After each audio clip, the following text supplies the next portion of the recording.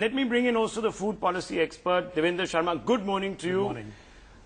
What are your expectations? Curbing inflation, a lot will feed into these very expensive, some would say populist, but populism is not a bad thing. Mr. Sharma, how does one balance this? Because a lot of growth, a lot of money that is required to pump in, resources in the right direction will depend also on monetary policy, which remains tight. Well, I think first your question as to what the most crucial part or crucial issue is the food inflation part.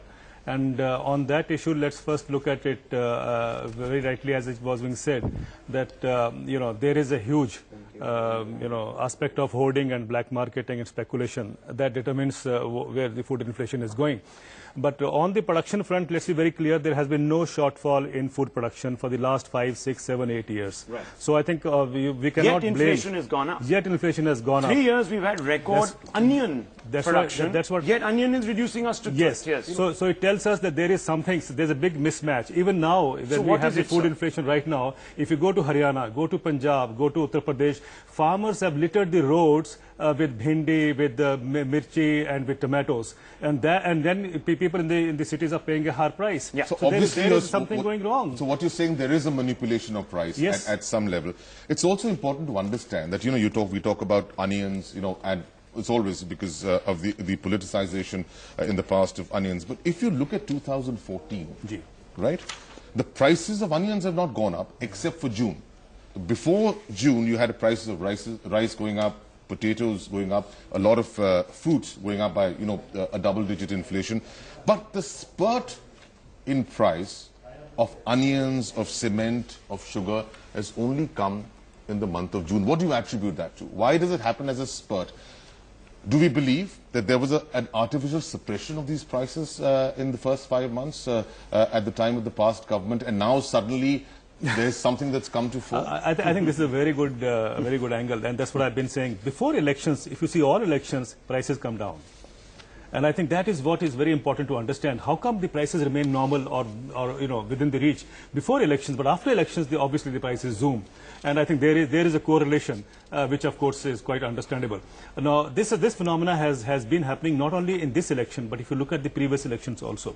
So that brings us very clear picture, gives us very clear picture that there is manipulation of the prices that are taking place, and that determines or that causes food inflation. Now, Mr. Narasimha Rao, that also is a concern for the common man.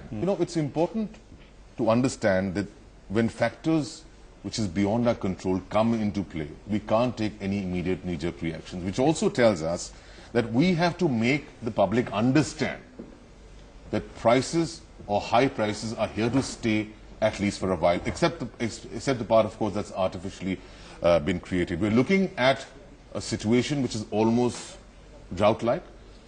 We're also looking at oil prices which could fuel up given the Middle East tensions. And we're looking at a rupee which has recovered from what was a shock fall. Well, let's look at the impending drought.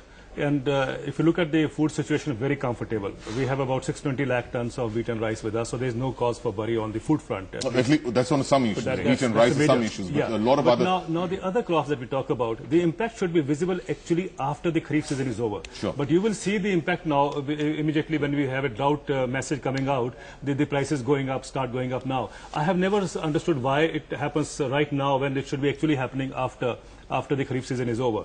So I think that is something where the government will have to step in to ensure that the trade is handled in a manner that the prices don't shoot up, and that is possible. Okay. I don't see much of a gap there. On the oil front, also there is a panic being created that as if Iraq is going to be the factor which is going to which will be kind of an unusual factor. If you remember in 2008, 2009, we also had prices shooting up to $140 a barrel at that time, and if we have already withstood that kind of a price rise. But having said that, it's not only about the international price. Not on his mind. Sorry, I was interrupting. Now, let's try to understand this. In Punjab, the farmers get APMC. It has APMC. They get the MSP. Now, MSP for paddy last year was 1,310 rupees per quintal. In Bihar, there is no APMC. Bihar has been, since 2007, there is no APMC. Now, do the farmers in Bihar are able to benefit because there is no APMC. Yes. If you go to Bihar, farmers are getting 800, 900 rupees per quintal for the paddy price, which is a distress price. Now, if you want to remove APMC from Punjab, you are actually wanting Punjab farmers to also go the Bihar way. I think the nation has to understand this just by following the ideological way that, APMC is strangulating, APMC is not the problem. Problem is somewhere else, and we are trying to hit at APMC because we just want to make it easier for the corporates and the FDI multi-brand retail to come in and get a cheaper price. That is something where I feel, the nation needs to understand and be clear about it. Yeah, and just in the same... No, the BJP, we have really clearly, very clearly stated this. FDI in retail is not something that BJP... No, I'm just suggesting. I'm not saying one is correct, that, number one. Let's Number two, the farmer will still have the freedom to sell, even now. Even after taking fruits and vegetables out of the APMC, that's what states have to do. But even then, he can still continue to sell. He can still continue to sell in APMC. But there is still no infrastructure for him. Ashok Mani, that's one of the big problems. The farmer is still reliant on the APMC, on that first one window, because there is no real infrastructure support. There are no trucks. There are no transport. Logistics. One of the things the BJP said it was committed to when it opposed FDI and multi-brand retail and during its election campaign is setting up infrastructure for agriculture, including cold storages. Yes. So I expect that there will be some announcements, signals related to that. Yeah, but I think, even that will take time. We can't build cold storages in a week. Still doesn't address the issue. No, first I think having cold storage is not going to make it easier for the farmer to sell his produce. We need to understand that. It's important first to understand the base that if you're well, going I think Mr. Venu wants to make a point. Venu, I mean, you talked about it perhaps being an anti-inflationary budget. I think that really is a... Yeah. Sure, Venu. Venu, go ahead. Rahul, I want to say I understand what Devendra Sharma is saying. I agree with him. Yes. That you cannot dismantle APMC overnight. But what I'm saying is the farmers could be given an option. There is, in fact, the BJP promises to widen the range of products that they will procure from the farmers. Narendra Modi has said in his election speeches that he will give farmers a higher price, a 50% margin on a whole range of items. Now, this could be done outside of the APMC. Now, isn't that a possibility? No, I think, Venu, let me also put it here on the table, that when we say farmers are given an option, when the farmer takes his produce to the APMC market, it is first the responsibility or first an opportunity for the private trade to come and buy. When the private trade doesn't come and buy, then only the government steps in. So private trade has the option to come and buy. It doesn't buy because if the prices are higher, they want a lower price. So they want to exploit the farmer. They are not actually helping the farmer. That's the point I'm trying to make. If you look at the overall, I think this issue of quick fixes, Mr. Malik, is the problem. I mean, when you talk about this budget perhaps being anti-inflationary, that's when the expectations can be belied. Because we don't want these quick fixes. We have to understand it is a supply side issue. And just in the same breath, a quick fix, normally a person looks at interest rates. And we're looking at an interest rate cut to fuel growth as opposed to the 16 hikes in the past. You see, when I don't know who used the term this budget will be anti-inflationary. We just heard that. Sorry. At least I didn't. I think inflation will be a concern on the Prime Minister's mind while drafting this budget. Sure. But as enough indications have come from both the Prime Minister and the Finance Minister, it is a tough situation. It's a season for tough decisions. So Congress has the same to say about that. I think Brijesh Kalappa is raising his hand there. He wants to come in on this. Mr. Brijesh Kalappa, good morning. We've been debating inflation. You want a point to make? Morning, Rahul. I've been trying to say something for quite a bit of time. I was only trying to point, Rahul, to the fact that virtually every price item, including rail freight and rail fares and diesel and petrol and LPG and everything has been hiked, right? Across the board. Is this not going to have some kind of an impact on the inflationary trend in the country? And if the inflationary trend was sought to be curbed, would not the government have thought of not raising these prices? Of course, to say that, this was a legacy of the last government is, it's old hat. They've been saying this on every day. So basically, Mr. Kalappa, what... that if they were serious about... So, Mr. Kalappa, what you're saying is that we should be pushing up subsidies even further. Is that what you're saying? And taking the fiscal deficit to a 7%. No, I'm not saying that's exactly what subsidies even further. And if you're speaking, most people speak about mindless subsidies. most people speak about mindless subsidies. You know, something like the MGNREGA, right? Today, you will find across the country that these cases of petty theft across the country are virtually zilch, zero. Why? Because, you know, the policies of the government, of the UPA over the last 10 years, this rights-based approach has had this kind of an effect on the nation, because but the nation is not impressed. With availability of food grains, with availability of some sustenance income, right? You see, people are not, you know, compelled to go about having petty theft and such others. So, you know, these are the great benefits of having some kind of a direct subsidy scheme. I don't think anyone has a problem with that. They have a problem with the implementation of that, Mr. Kalappa. Perhaps you're just, you know, also the fact maybe we're missing the wood for the trees here. I mean, Dr. Kathuria, director of the ICRIER, 1 minute, sir. He's also joining us. I'm going to go across to him. Let's just get a sense of what people outside, experts also are expecting this morning. Dr. Kathuria, very good morning to you. If you had a list of top 5 reforms or sectors that the budget would focus on, what would they be? Well, top 5 reforms, one is fiscal consolidation, the other is public-private partnerships, especially related to infrastructure. We need to get subsidies reduced but not eliminated. We need a better mechanism for transfer of entitlement payments to right. the poor or to the needy, and we would also need inflation under control. Okay, you sort of talked about fiscal consolidation. A part of that, of course, would be to also tackle inflation, because with that, there's not going to be much elbow room. Now, I just want to bring you in, Dr. Kathuria. The Modi government has committed itself to tackle inflation, but has he promised more than he can deliver?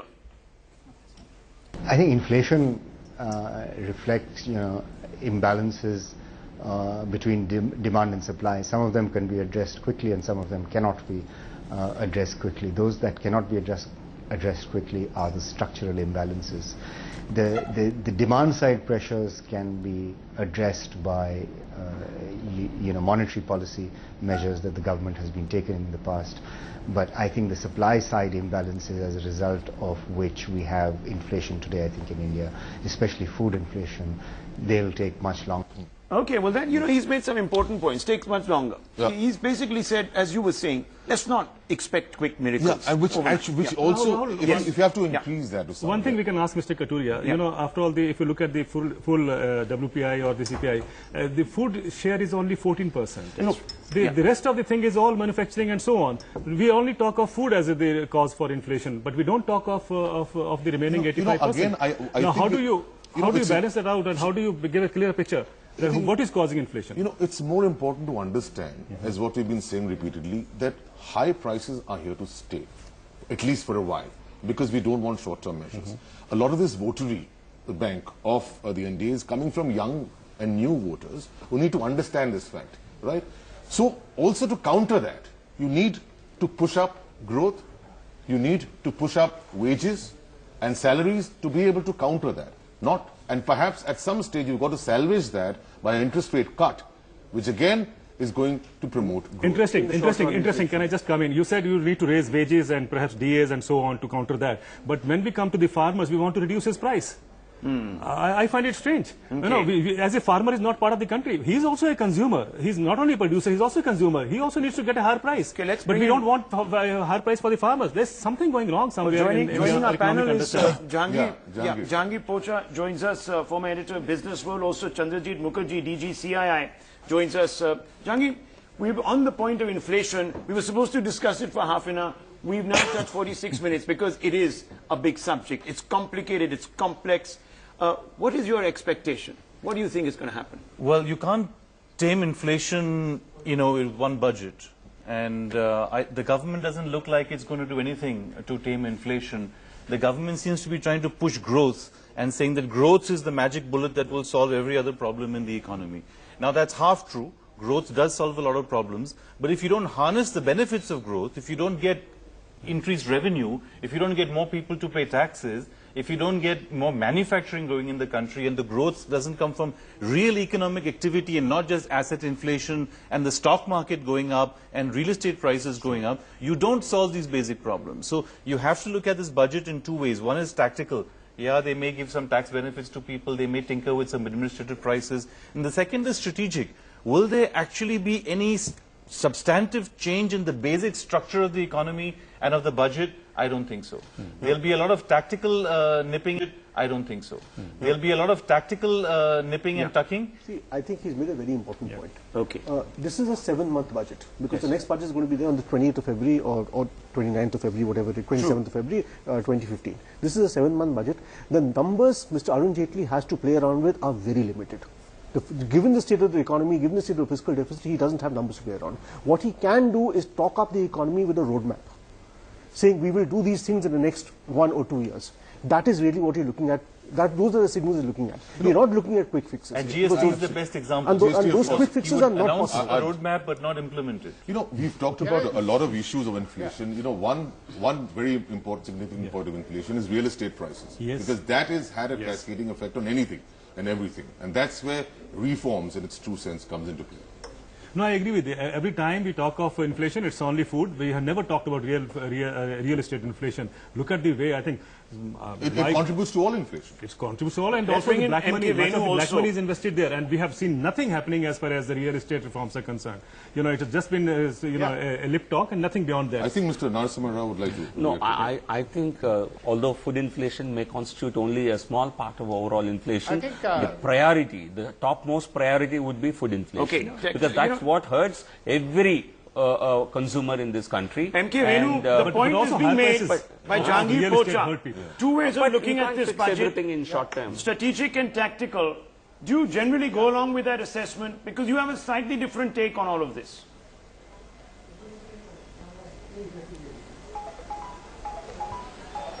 Actually, Rahul, I tell you what my take is. You know, this budget, you know, Arun Jaitley doesn't have much leeway. It's essentially a 7-month budget. So therefore his focus, as far as the numbers are concerned, he will try to signal that he is controlling inflation so that the RBI drops interest rates. On the growth side, I think the government will focus on actually easing procedures for private investment, which Narendra Modi has also said.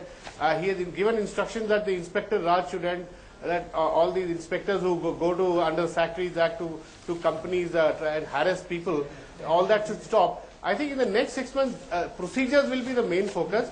The real big bang budget will come in 2014 February. That's what my take is. Okay. This budget will not really sort of give the... Chetan, someone else will also join us. It will not do some, try to do something extraordinary or try to experiment in a big way. Well, but the fact is, what we're looking at from this budget is the reform factor and how we're going to move ahead in terms of a direction on that front. Chandrajit Mukherjee, DG of CII, is with us. What, Mr. Mukherjee, would be your top list of 5 reforms you're looking at from Mr. Arun Jaitley today?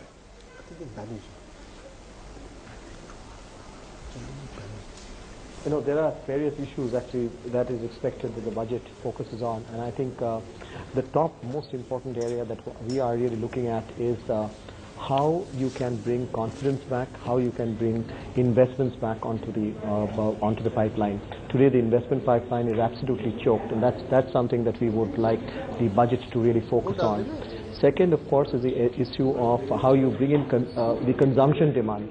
Today, again, the consumption demand, because of the high inflation, that's also down. So we need to address both the issue of inflation, and we really need to see how we can have short-term measures for inflation taken, as well as besides the short-term measures, we really need to have a very strong focus on the supply side, which will be spread over a period of time to see how you can address inflation.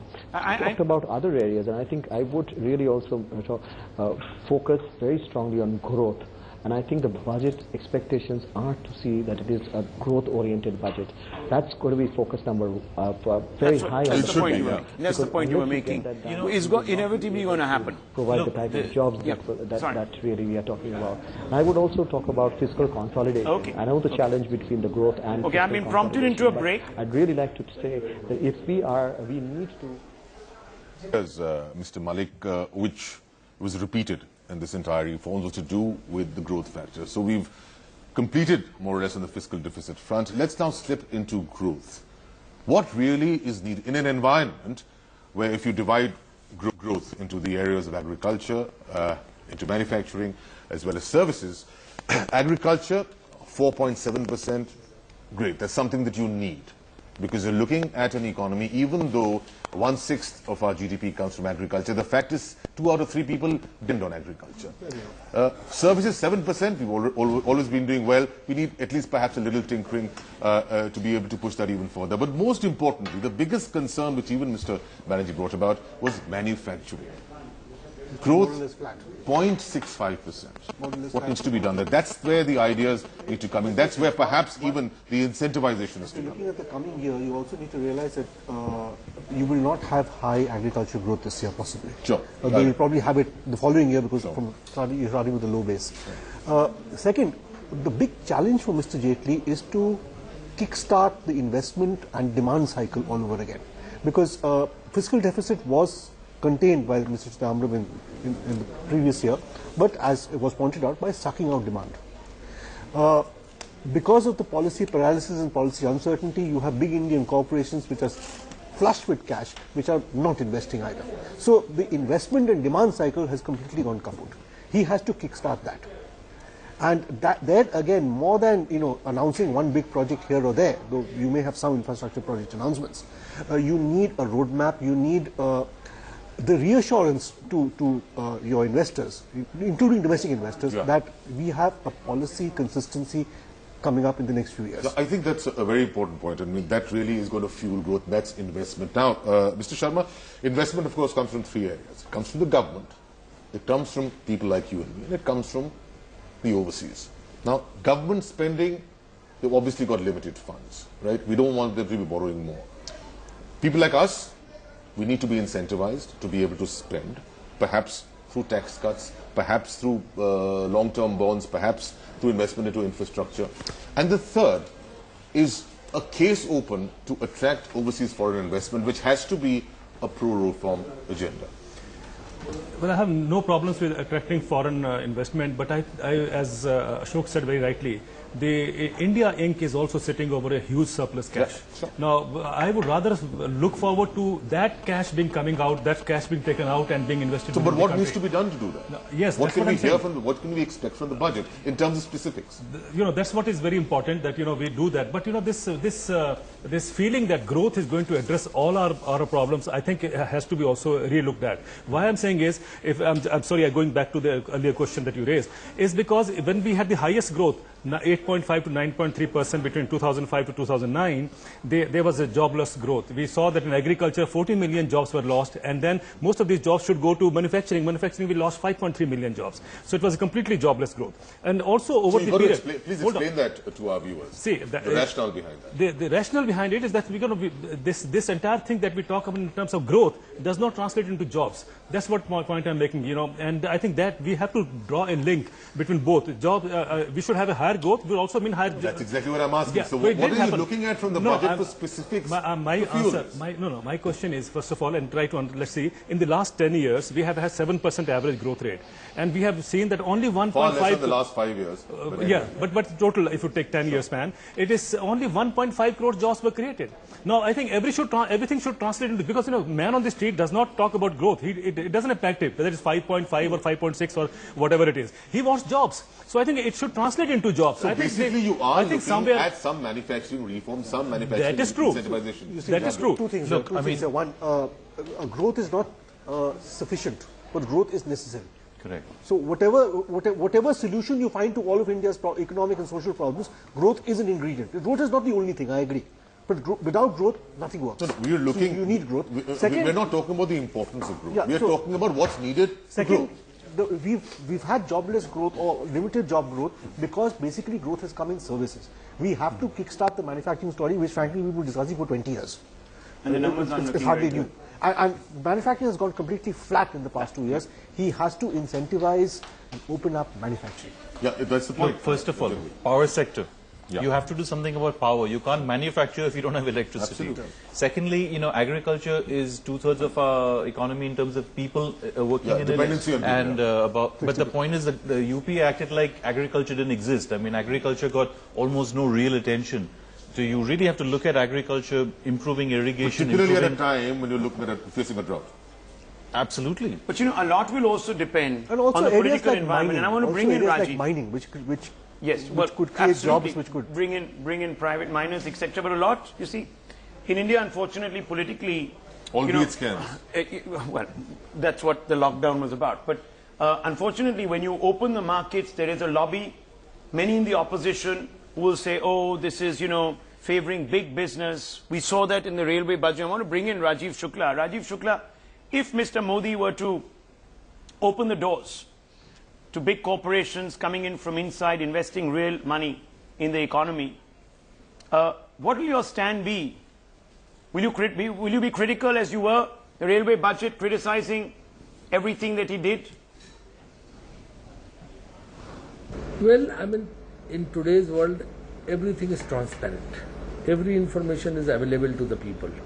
Really? Before, going into elections, Mr. Modi also knew that what is the situation of the economy, what are the funds which are available with the government, but he went around each and every nook and corner of the country and promised everything to the people that I will give you this, I will give you that, I will get this thing done, I will get that thing done, I will give you sun, I will give you moon, I will give you Mars, I will give you Venus, I will give you everything and everything. No, it's so now, well, depending upon subsidy in which sector is being cut.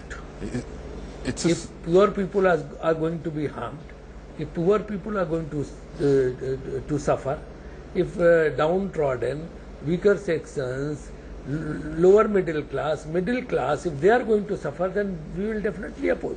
Because the governments are there, policies are there to help the people of the country. That's big news. Yeah, but that's big news. Because the government's already being warned by the opposition. No, but it's Ashok Malik, this is sorry. Yes. It's so interesting that Mr. Rajiv Shukla starts off by saying that everything is transparent. At an era when we're confronting the biggest scams in this country, when the government has lost on the anti-corruption plank. So it's just an interesting observation, really. Okay. Ashok Malik, that's the problem. Elbow room, political elbow room. Mr. Modi comes with a huge mandate. It's I mean, he has political elbow room. What he doesn't have, I repeat, with the 7-month budget, which is what's going to be read out today, and with the fiscal numbers looking the way they are, with the money available to the government, he doesn't have elbow room in terms of finances or the economy. But he does have elbow room in terms of making a policy, laying out a policy roadmap. He has the numbers for that, and people expect that from him in not perhaps in the next 6 months, but in the next 18 months. Let me tease this out of Mr. Shukla also. Let's focus on his narrow focus. If he addresses the subsidies, the ballooning subsidy, if he goes for cutbacks, as a very senior leader of the Congress party, can you say that you will appreciate his pragmatism, or will you target him?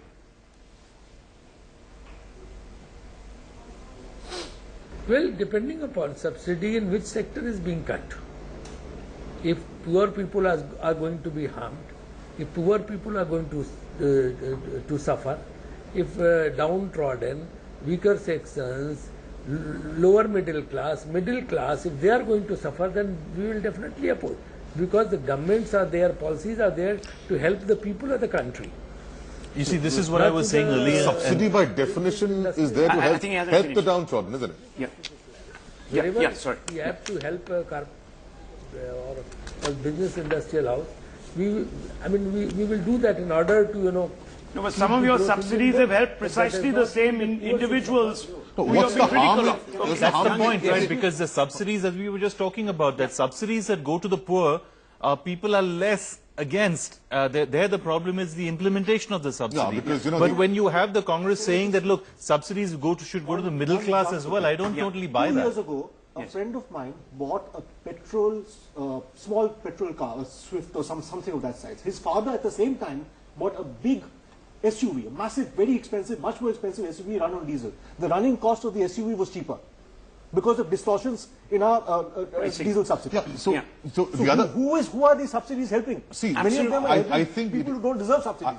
Exactly, it's point one. And to add to that, you know, the leakages, because, you know, it's often said that what you give or dole out as 1 rupee for subsidy, only 15 paisa reaches the actual man. It's Rajiv Gandhi himself, words which has now become almost a signature statement in terms of the corruption and the implementation. The second part, which is brought about in terms of subsidy, is what is the quality of subsidy. Now, you know, this fact that Mr. Shukla also brought out is that it shouldn't go to big industrialists. Why not? If the industrialist himself can create jobs, which the government has not been able to do, why should it not happen for them? Mr. Sharma. Well, nobody's opposed to that, or you know, that if they create jobs. But if they don't create jobs, then what? That's a wasteful subsidy. Mr. Venu, you give it to industries that can create jobs. Where do you stand on even if you give it to them and it doesn't translate into jobs, then I think we should withdraw those subsidies. You can tie that up. You know, that's what I'm saying. We are looking at creative solutions. It can't be an age-old method. Yeah. Go ahead, Mr. Venu.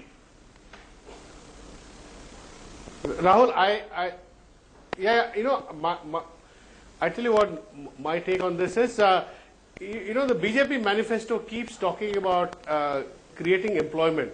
And what Devinder Sharma said is right. It is borne out by facts that the average 8% growth of the last, say, barring the last 2 years, maybe the previous 8 years, last 10 years, 7.5% growth has not created enough jobs. So, you know, they'll have to, BJP will have to think of something completely different from the way manufacturing so far has been perceived.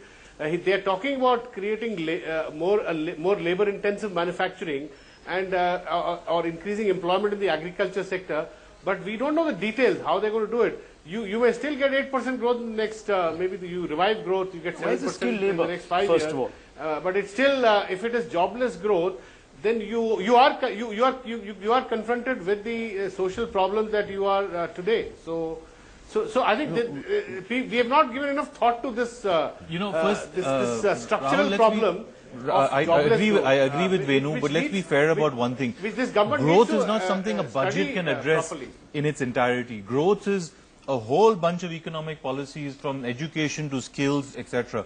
To the extent that the budget can address growth, it has to look at making changes in manufacturing as linked to power, because power is the root, and you know that's crucial.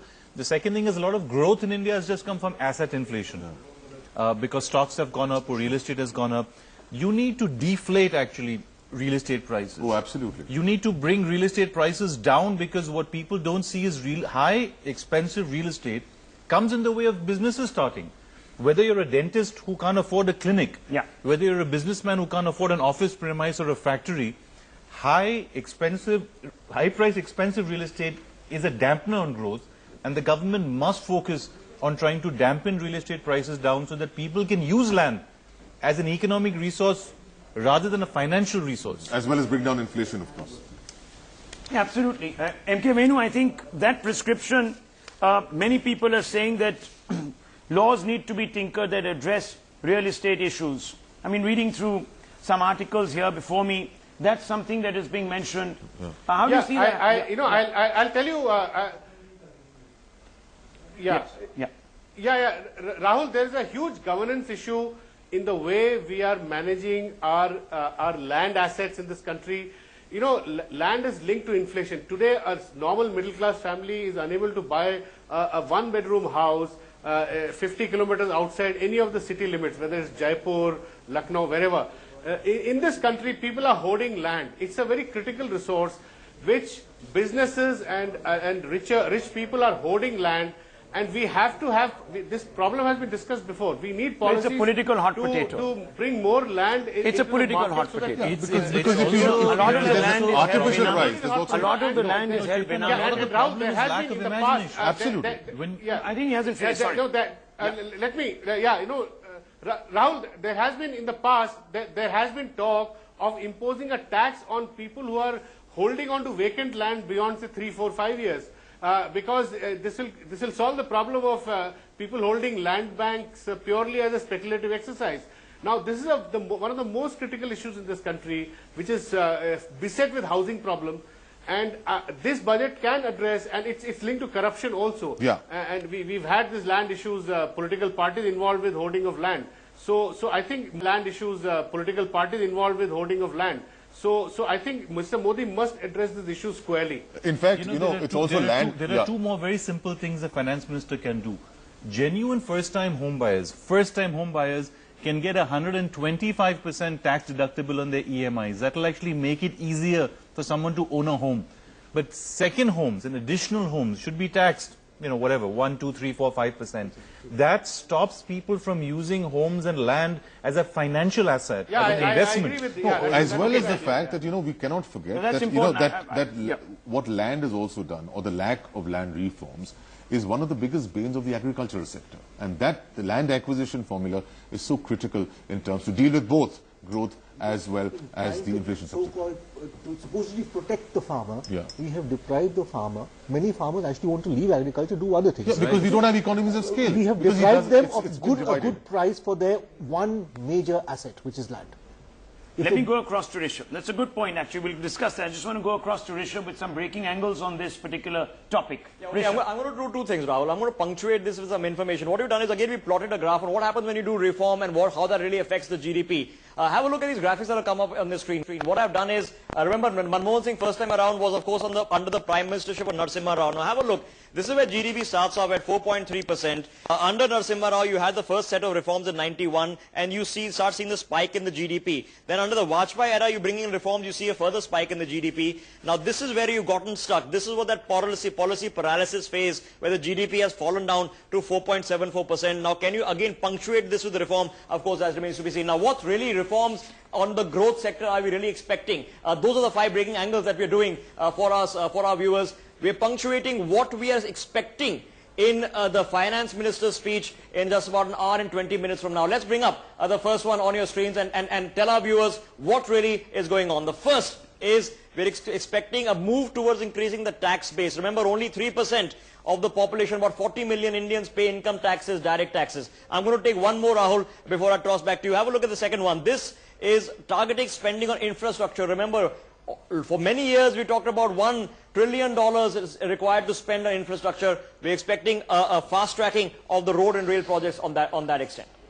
I think it's a good point when you bring about taxes. So let's just slip into the tax element of how things stand. Mr. Malik, I mean, taxes, of course, it's the big thing, the most sensational thing, the most exciting thing in a budget. Now, let's start first, of course, with direct taxes. What is it that you want? I mean, of course, we want a widening of a tax base, but you also want an increase in the exemption limit.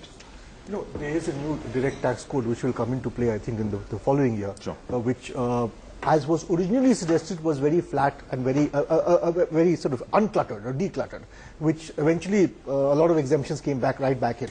I hope Mr. Modi and Mr. Jaitley go back to the original plan of a fairly clean direct tax code and tax structure, but that will only come into effect in the following year.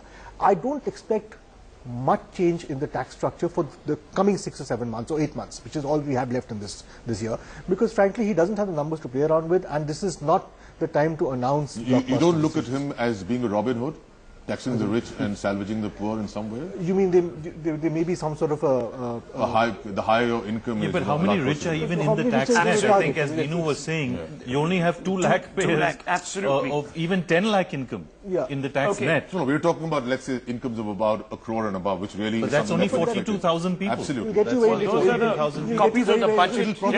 It'll help you to at least hike the exemption limit as an offset. 1 hour 9 minutes away from the big event.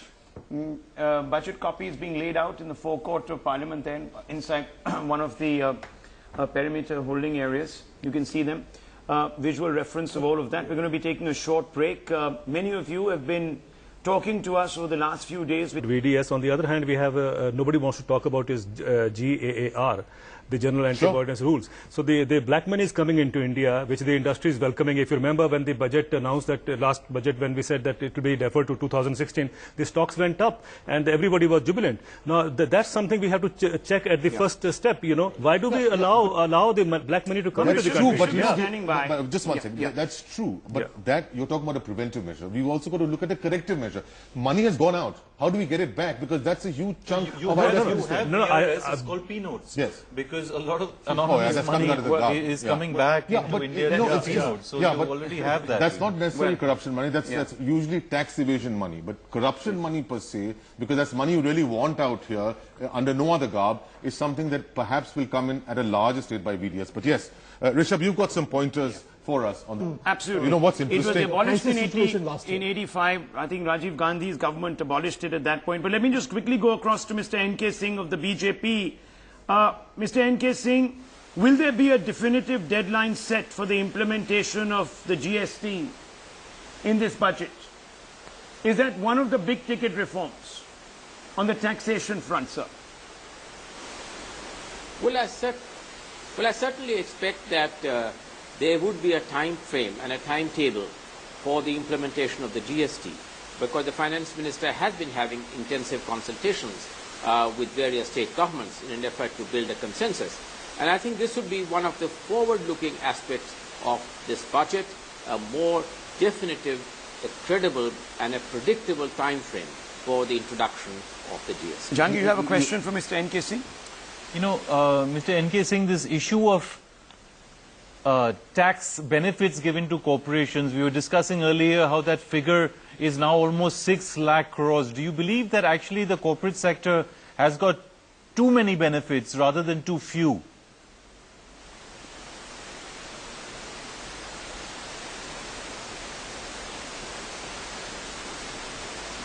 You know, I think that this is a complete red herring and a totally misleading kind of suggestions which I have heard repeatedly from some economists. Actually, this document itself on tax foregone statement, which is now being laid to Parliament, is a very new practice which is introduced, I think, during Mr. Chidambaram's time. Because I think that, really speaking, you have a certain applied rate and you have a certain rate at which the tax is levied. Now, these are conscious policy decisions in terms of fostering industrialization, in terms of giving depreciation and obsolescence, an accelerated benefit. These are conscious policy decisions which have been applied. So there is no question of tax foregone as a kind of a largesse to the corporate sector. These are decisions which have been taken in the interest of fostering higher rates of growth, fostering higher rates of industrialization, and fostering the multiplier virtuous circles which come from higher investments in the economy. I think that is a complete red herring to believe that this is some kind of a tax giveaway. But how then? How then do you explain? How then, sir, if you explain that a large part of these?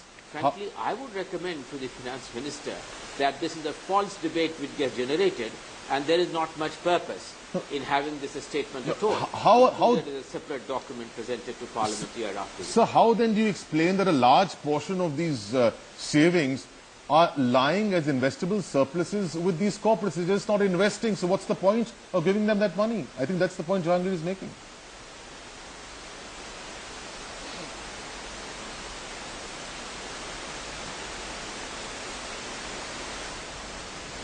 Are you receiving us? I think you need to be a little louder. I think we've got a slightly distorted audio link. Chetan. Mr. Singh, can you hear me?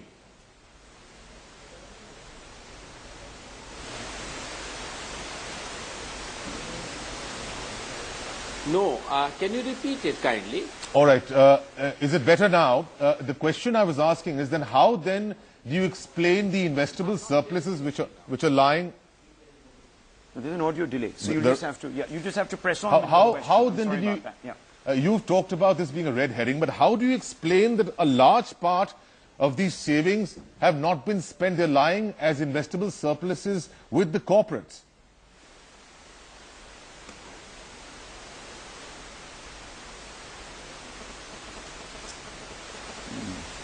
Well, I think this is because of the overall regulatory framework.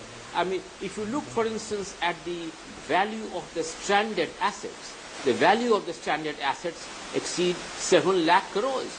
And these assets have not been implemented because of various other kinds of regulatory issues which have yet to be resolved. In fact, the Prime Minister's Investment Council or the Investment Committee was exactly designed to solve some of these things, to get these stranded assets converted into actual investment. Hopefully there will be more credible action. Mr. Modi has energized the working of some of this committee. He is going to include the state governments. Well, lots of reactions coming in. Sorry, you wanted to make a point. Comes to the projects which have an implication for the states as well. So I think the fact that there are the fact that there are very large stranded assets for reasons other than resources, explains why these savings have not been converted into actual investment. Okay. I've been prompted to take some reactions. Lots of reactions coming in from various political quarters. Let's take those and we'll go back to Mr. N.K. Singh in just a minute. Mr. Devendra Sharma, I'll come back to you for your question. Yes. I think that just before you joined us, we were talking about something that's very close to you, and that's the VDS, because we're looking at creative ideas in this budget. Of course, one can argue that it's actually incentivizing theft, but we cannot ignore the fact that theft has taken place in terms of corruption. A lot of money is lying overseas, and also the fact that we need to push up revenues to spend and fuel growth. The first VDS, of course, was something that you were very close to. Now you have the opportunity again. Can we look at a repeat of VDS? And if not, why not? Mr. N.K. Singh, that question for you. Well, I think we've lost him. We've just been told we've lost him, but we were told too late, so we've got to suffer that delay. Let me come to you, Mr. Sharma. Do you think that's going to happen? No, I think we were, before we were discussing Mr. N.K. Singh's answer to this tax concession, I wanted to tell him that I think I differed with him on his answer. That's what the corporates would say. But if you look at the 5.73 lakh concession this year and 5.23 lakh concession last year, 11 lakh crores concession given in just 2 years. And I think we need to know, the nation needs to discuss, and nation needs to know and debate as to why this money is going to this sector. I think more importantly, what is happening with this money? Also, what is happening with the money? If you've given it, fine, but what is happening with this money? I agree. So I think all these things should be discussed before we say, no, it is a policy decision which the government has taken. I think this is not the way we have to go on with this kind of thing. It'll be good to get a point of view from him. But when we're talking about taxes, I have a fundamental issue out here, Jahangir, and that's the word tax itself, Rahul. Tax as itself connotes something that's negative and evasive. Perhaps if you change it just to the word contribution, it makes so much of a difference. I've never thought of that. I mean, I think that tax is a very real thing. Perceptions are important. Yeah, sure. Apart from death, it's the only real thing. I think the trick really is, I mean, whatever you call it, you can call it contribution, you can call it backs, you can call it whatever you want. But the fact is that we don't have a culture of paying tax. For the simple reason that people don't feel they get back when they pay taxes. Yeah. And I think that's why we need to lower the top line of income that we take away from citizens or from corporations. We need to then also cut the benefits and the tax deductions that they get in addition to that. So you really simplify your tax code. Right. We don't have a very effective government in any case. Right. So why do we burden it with complexity? Lower the overall tax and substantially lower the write-offs and benefits that people get. Clean up the exemptions. Clean up the exemptions. Okay. We've got Mr. N.K. Singh back. Mr. Singh, can you hear me?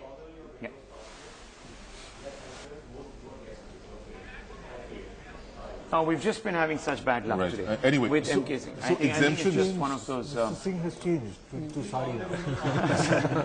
All right. So in an environment of pushing up revenues and looking at taxes, realistically, what can we look at the indirect taxes? Because for me, that's the big chunk.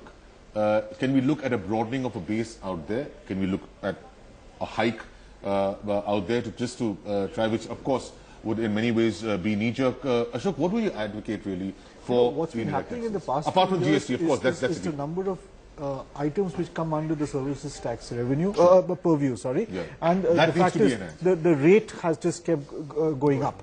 I don't think he'll touch that with again a 7-month budget. 1 year before GST is introduced. He'll surely not touch it on the lawyer's fee. Well, more than that, with inflation being a worry, I don't think he'd want to increase the service tax burden this year at least. I don't think he really tinker with that. I think the major issue on the tax front will be tax incentives for higher savings. I expect that to happen. Well, the countdown is beginning. We've got a walkthrough, as we call it in our parlance, that is alive from one of our... Mr. Sharma, what is the new idea you're looking at? One big thing from this budget, the big idea from the ideas men. I think the most important would be the thrust on agriculture. And that is where I see the finance minister perhaps trying to tell us that he will expand irrigation. That is one. Go in for organic agriculture in the northeast.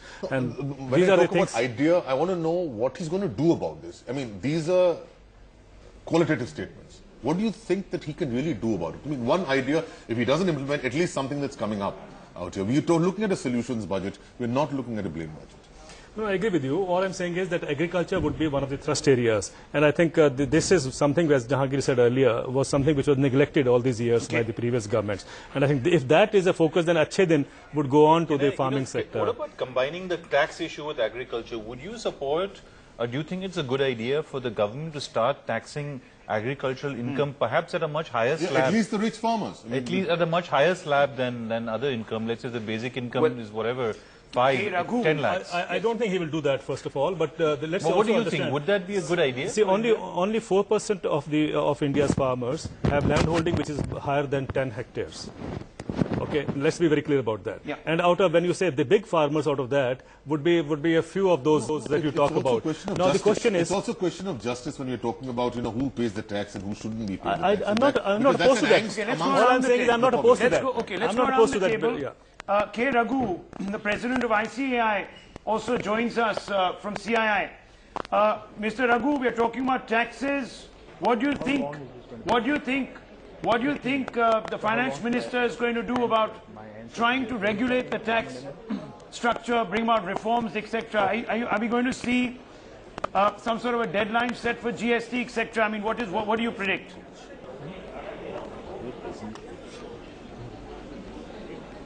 I feel the Union Finance Minister, Mr. Arun Jaitley, would go for a very progressive, growth-oriented budget.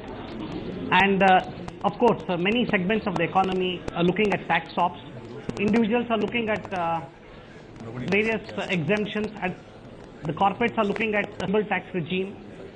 And I'm sure the Finance Minister would address all the expectations from the industry, from the individuals across the country. And I personally feel that if the government would look at rationalizing the tax structure, simplifying the tax structure, and having a stable tax regime, and the government should look at attracting new investments, especially in the manufacturing sector, because the services sector has done extremely well, like the banking, the financial services, insurance. Everything has done well, but the manufacturing sector, we need to have more investments coming in. And if additional tax stops are given to the manufacturing companies, we can see a whole lot of investments happening in India. Okay, let me bring in also Rajiv Dubey. I'm sorry to have interrupted you there. Business editor of the Business World, the managing editor of Business World magazine with us. What are your expectations? What do you think he's going to do on taxes? I think as far as taxes are concerned, GST or DTC or any of those is going to actually come into effect.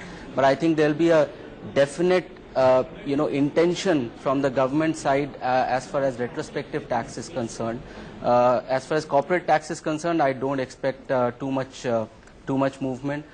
Personal tax, there may be some concessions as far as I think housing, there might be in terms of interest rates on housing, there might be a higher cap, maybe something like 2.5 lakh or something, from 1.5 lakh as of now. That's interesting. But I think there will be the decisions as far as taxes are concerned will have to be to the effect where they will impact other sectors. So I think something like a house interest on housing cap raising will certainly directly impact the infrastructure, real estate sector. I think in many ways he's also speaking in the same line as what Mr. Raghu said, and he was talking about tax stops for the industry. I'd like to take Mr. Raghu on that, because there are issues to do with tax SOPs and the fact that a lot of money is not being invested even now. So you probably need a better environment than just plain SOPs. Mr. N.K. Singh, he's smiling. He hasn't heard me yet. For the last 3 times I've tried to question him. Mr. Singh, can you hear me now?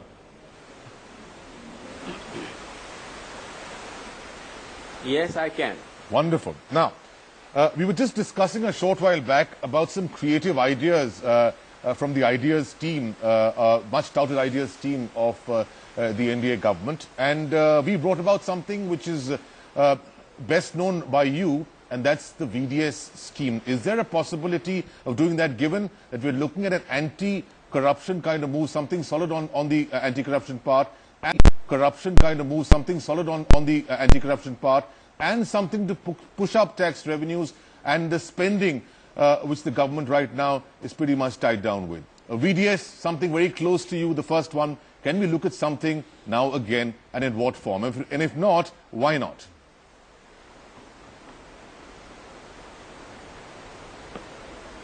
Well, very frankly, I have heard some of my fellow panelists. I tend to agree with them that his room for maneuver on the revenue side this year is rather circumscribed, considering that economic growth for the last 2 years has been sub 5%. So the burden of the adjustment, at least in the short run, will have to go on the expenditure side, which means on rationalization of subsidies of various kinds, and various other programs on which the outlays have not really resulted in very good outcomes. Having said this, I think that the budget will definitely prove to be an important stone in rekindling the virtuous circle of savings and investment, which is central to rekindling the growth.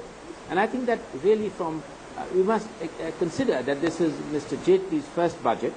This is not a full budget. There is another budget coming in February. This budget will be passed by the 14th of August.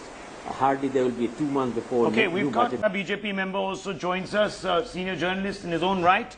Mr. Gupta, how do you view all of this, and does this make the room, political maneuvering room, slightly less for Mr. Modi, or is he just going to discount all of this? I mean, Samajwadi Party threatening a nationwide agitation, they're welcome to threaten it. But you know, N.K. Singh made a valid point that there is very little room for deft maneuvering as far as revenues are concerned this year. What makes the situation worse is a bad monsoon, which I don't think anybody quite anticipated.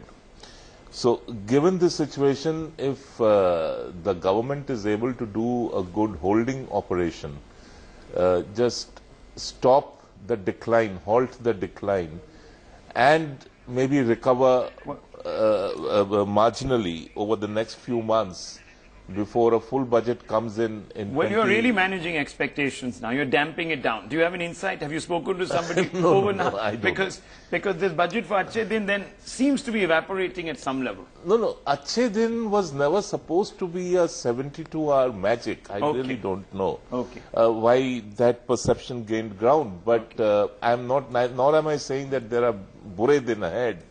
But by the way, how do you calculate 72 hours? I mean, how did you come to that figure? No, because everybody expected the government to deliver Achhe Din within 72 hours. No, 24. Okay, 24 hours. But jokes apart, I mean, if you just look at, I think the bad monsoon is going to be quite a damp now. Okay. That is going to eat into a lot of resources in terms of just managing the fallout of the bad monsoon. If the government is able to restore interest in the economy as far as investors are concerned, if it is able to halt the decline, and number 3, if it is able to generate a certain amount of surge in the while reviving the India story. How do you think you can do this? No, in terms of big picture ideas, in terms of moving ahead, moving away from the kind of approach we have had towards the economy over the last decade, and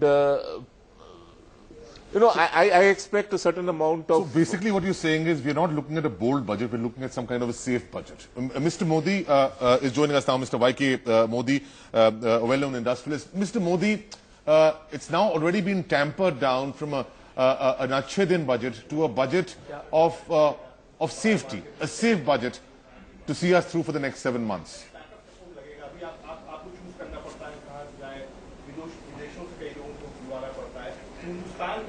So what do you want me to say?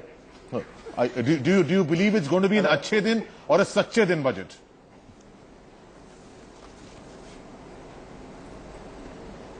No, I think both are same. Sache Din and Achhe Din will come together only. So basically you're saying... What I expect is the budget to provide...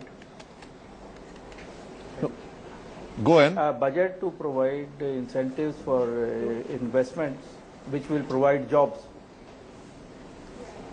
All right. And so basically it has to be a job increase in jobs, which should be the main jobs of the budget. All right. Also joining us now is Feroz the Kangana, the chairman of Rust Now. A lot of demands have been made by the industry, particularly on the manufacturing sector, which is seeing perhaps the worst growth ever over the last 2 or 3 years. What can be expected there, particularly for somebody like you?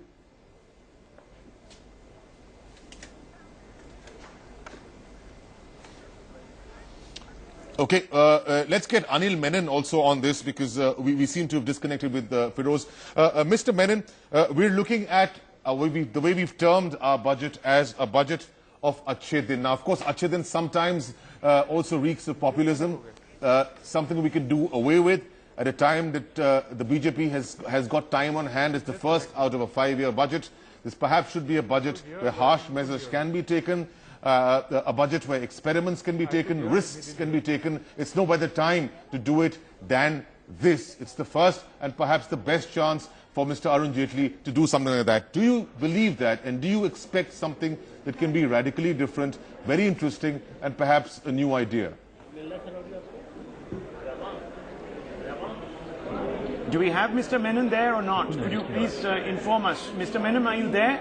It's not clear. Can you hear us, Mr. Menon? I don't think it's clear. That's what he's saying. I don't think it's Let clear. me just get Kanchan on this, and I mean this issue of, I want to just come back to this issue of paucity of time to be able to get prepared. I mean, that's something that has been a defense mechanism for a lot of the spokesperson of the BJP. That's not really true, because if you look at it, the people who make this budget is not the finance minister. It's a group of financial experts, of economists who've been there. They've been a part of the team of the opposition for the last 1 decade. And they have been, through the opposition, trying to advocate a lot of measures which should have been taken up by the government. Now it's their time to take it up. What better time than now? And there are lots of issues which are really, which stem from simple logic. The question here is more of political will, not of direction. You need the political will to be able to bite the bullet. Will they do that? No, you are right in the sense that if you look at the economic survey which was presented yesterday, the suggested roadmap ahead is radically different from what would have been suggested a year ago or even in the interim budget. Now, coming back to this question of Achhe Din, Achhe Din is not just more of the same. For the Congress, Achhe Din meant more subsidy, an unstable economy, a widening deficit. You are a sort of a handout economy where everybody is happy till the money runs out. Now, Achhe Din also means that you stabilize the economy. You make it more sustainable. You make subsidies better targeted. So thereby you also cut out a lot of wastage. Achhe Din also means, like it was just pointed out, sending out a clear message to investors that this government means business. So do bring in your money. And that in turn it takes you back into a job-generating cycle. Sure. And Achhe Din also means something of specifics. Now, we've talked about directions. We've talked about paths. we need to talk about specifics. We need to talk about targets. We can say that, okay, we are in the direction of progress, but we have to also say that where are we going to get after 1 year, 2 years or 3 years? Because that's what you're looking at in terms, and we need to educate the masses that, okay, we can't tame inflation beyond this level right now, but by so and so period, this is what we can expect. So are we looking at specifics? Mr. Anil Menon. Let me say one thing also over here, Chetan. What's very important is that to note is that India has what is technically called an input-based budget. Sure. The government keeps calculating how much money it puts into something, like let's say education. The government says, look, we're allocating whatever, X thousand crores to education.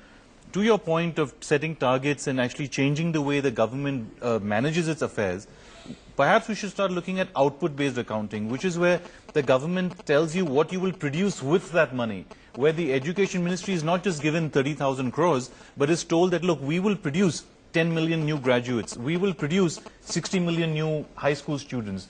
Whether, if it goes to health, you would be saying that we will produce 50,000 new beds. Exactly. So until that output-based accounting is not integrated into the budget, this whole idea of holding government accountable and having measurable targets is just talk. In fact, and that's the point. I mean, if you look at Mr. Anil Menon joined us. Mr. Menon, if you look at the rail budget and you look at a lot of response, the response basically stemmed from this very fact that we've heard a qualitative statement, we've heard a business line, but we've not heard specifics. And that's where the question of targets, which I was discussing with Kanchan as well as with Jahangir, we need to see specific targets. Are you looking at some as well? And if so, what?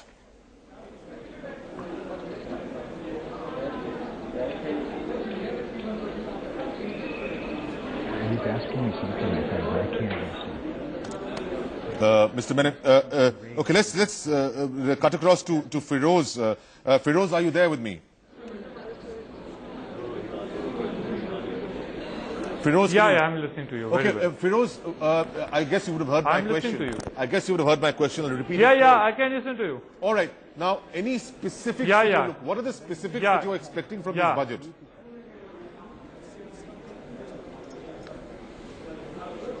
There are a lot of specifics, and number one is that we want a level playing field.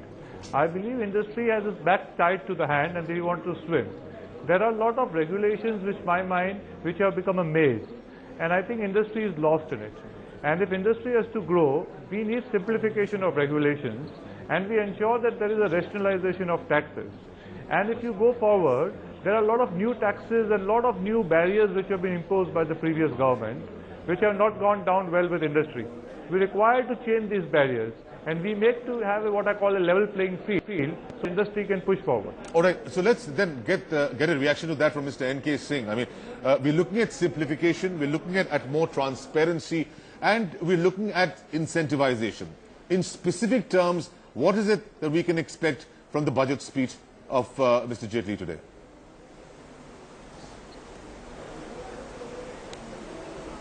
Okay, that again. You're asking me? I'm asking Mr. Singh. Mr. N.K. Singh.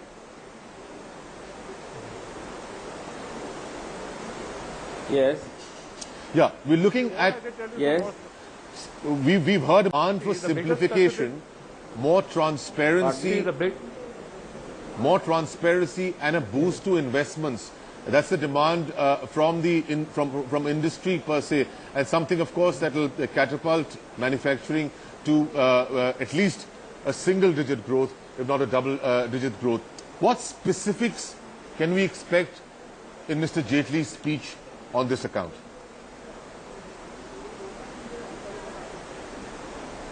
No, like for example, I represent the food processing industry. In the food processing industry, forget single-digit. Mr. Jaitley will certainly outline a fairly robust agenda in terms of making the tax regime far more transparent, in terms of easing some of the regulatory restrictions which have led to these large stranded assets in large number. He would also signal various measures, I believe, which will rekindle the investment cycle, build up entrepreneurial confidence, and restore trust in investors, both big and...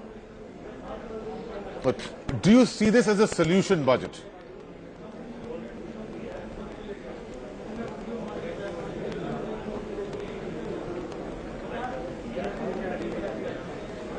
Mr. N.K. Singh, we seem to have lost him just when you're talking about solutions. I just wanted to add to what Jehangir just said. Everybody looks at the outlay. How much for education, how much for defense, how much for health, how much for what happens to that? Kerosene, how much for free food. But sadly, nobody really calls in on the outcome. What happened to the money that was given for schools? What happened to the money that was given for health? What happened to the money that was given for subsidies? I think so. That's also the transparency point. No, more than transparency, it's a design. It's a design. How you design your budget. It's how you asked, where do you plan to get from here? Now, unless you move from outlay to outcome, you really cannot set markers for moving ahead. So can we expect that to happen? I mean, I would expect. Why shouldn't it happen if it's so simple? Because it's not so simple. I think basically moving from outlay to outcome is actually an entire reimagination of the entire way in which the budget works and in which government works. But it is completely doable. At least it can be recognized. I mean, that's the point. No, it's doable. It does not have an impact on revenues. It does not have an impact on how good or bad the monsoon was. It is a complete administrative choice of how you approach your budget, and it could have been the perfect thing to do when you don't have much flexibility on things like revenues and expenditures. That you actually change the design and the manner in which you function, especially from a Prime Minister who was voted into power on the promise of good governance. As well as anti-corruption, because whenever you don't fix specific targets, I mean, you see leakages in the system, and that's where the issue comes in. More than leakages, there's actually inefficiencies. It's a lethargy, If you look at the education cess and the health cess, which have been there for the past 7 or 8 years, some of this money has not even been spent. But every year, all of us pay an education cess and a health cess from our income tax and from various other taxes. But this money doesn't get spent. Our education problems remain where they are. We don't have enough schools. Our health problems remain where they are. But we are paying a cess. We are being good citizens and paying that cess, which the government is incapable of using, because the government system can't absorb it. And that is a real tragedy. Also, this is not the first time that we are talking of this outcome budget. Budget. This has been, the idea has been floated about 3-4 years back. I remember in one of the budget searches, Amna mentioned that. I think it's been discussed since 67. So, but nobody is talking about 67 years. Nobody is able to really ensure that the budget delivers that. And I think this budget, I'm not very hopeful. So that's also because everybody, I mean, all of us are also fixated on the outlay part. Very few people are willing to insist on the outcome. Now, just adding on to this point, what Ashok said, some 3-4 years ago, I think, or maybe 5 years ago, the Pioneer did an investigation, and it found that the money, the cess which is collected for highway building, it was introduced during the NDA years. Going towards something else. It's either being... Or lying unspent. It's either lying unspent or it is being transferred into other accounts which have nothing to do with highway building. I mean, that happens even with the defense budget. I mean, even when the defense budget is 2 lakh crores, every time there's a natural calamity, money is taken out of defense and put towards the relief. Yeah, I'm sorry to interrupt. Let's just get Mr. Rungta, who's been waiting for a while to join us. We're debating the issue of changing or redesigning the budget, but I think the issue of where the money should go is also important, and that's where we're looking at expenditure on health, looking at expenditure on education. These are areas which are job employing and which have a cascading effect on the overall economy, be it the service sector, be it agriculture, or be it manufacturing. What's your take? What are you looking at from this budget on these accounts?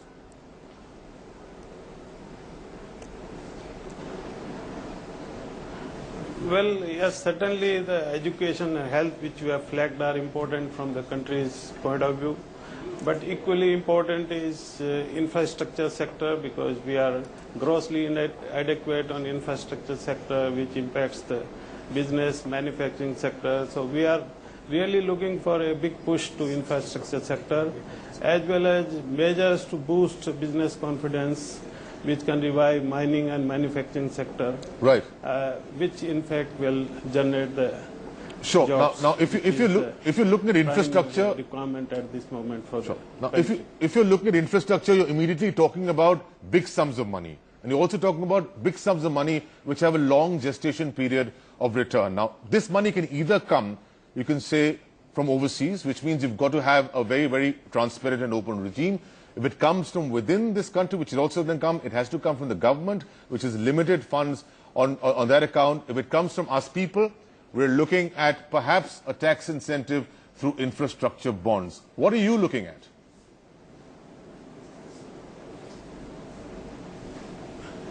You know, when we are talking of infrastructure, it's not necessarily only the outlay or the money which has been constrained, but, you know, certain policies and enabling regime, you know. There are a lot of infrastructure projects which are stuck halfway for certain disputes or certain issues.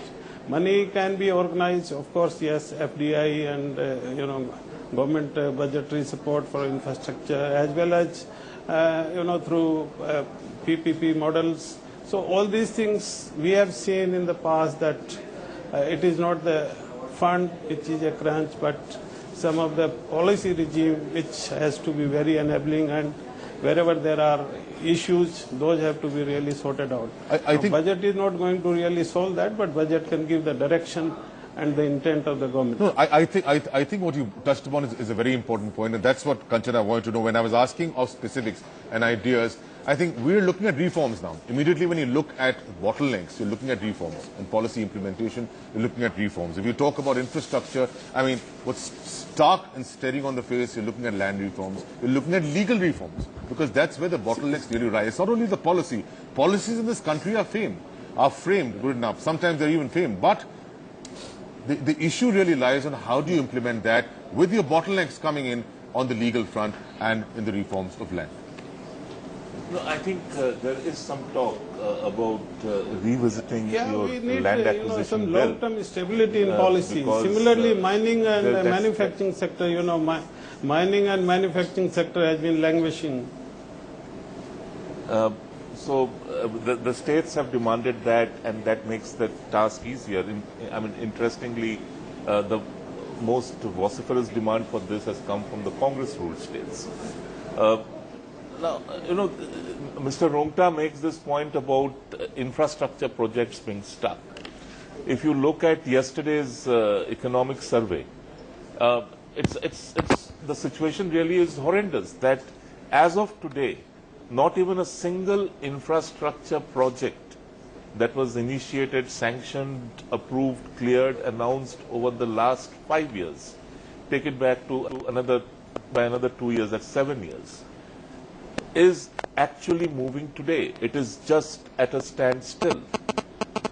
Now, it's not only for want of policy clarity, for want of political will, it's also for want of money.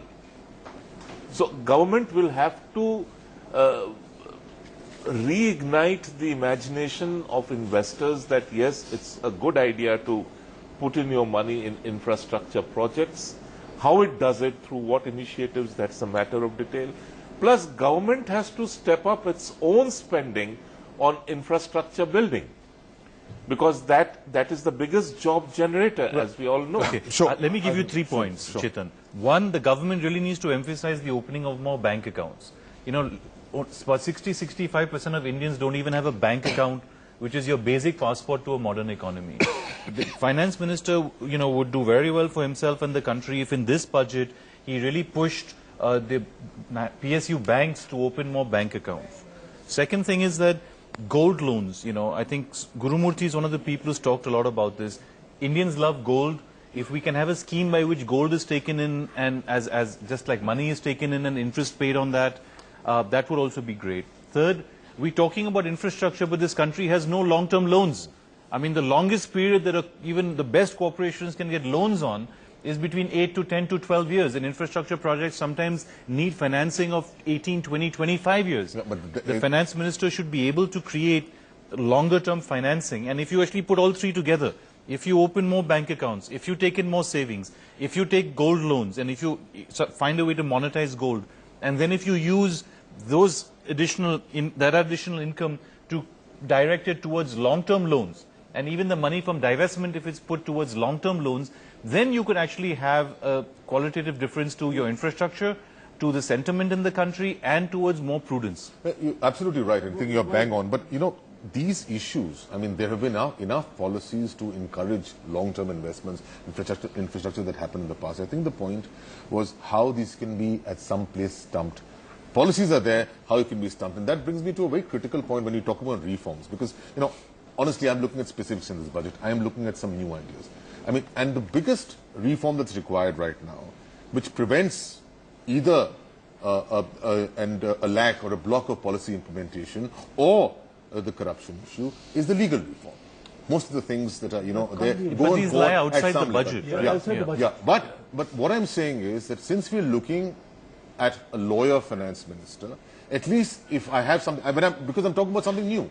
When I'm talking about something new, I mean, there are a lot of things that don't come within the purview of the budget, but perhaps even, you know, interest rate hike, we see that, or a cut, you know, we see that being announced in the monetary policy. But any indication of such things, you know, of trying to look at issues which are prick points is something that will be very welcome, because these things have been talked about, but not on air. They've just been talked about in quiet circles, but not in something like a budget. We need to address certain hardcore issues. The economic survey does mention this in terms of the ease of doing business in India issue.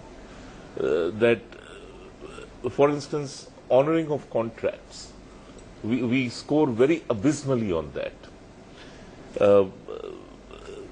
Look, I just want to go back a bit on this whole thing of infrastructure building. The CMI figures show that from a high of 90% of completion of infrastructure projects in 2004, we are now hovering at 0%. No, it's good that you talked about timing. I'm sorry to interject, but if you look at what our screen shows, it's the countdown has begun for the session, the Parliament session to start. And of course.